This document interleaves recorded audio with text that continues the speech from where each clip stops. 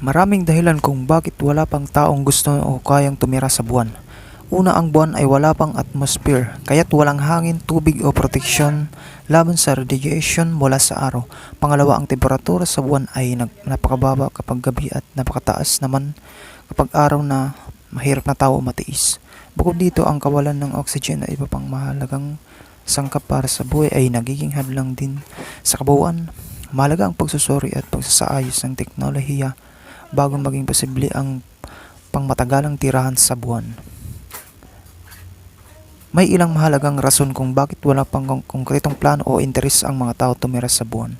Ang buwan ay walang tunay na atmosphere, kaya't wala itong proteksyon laban sa solar radiation at meteorites. Ito ay naging isang malaking hamon para sa kalusugan at kaligtasan ng tao. Ang temperatura sa buwan ay napakababa kapag gabi at napakataas naman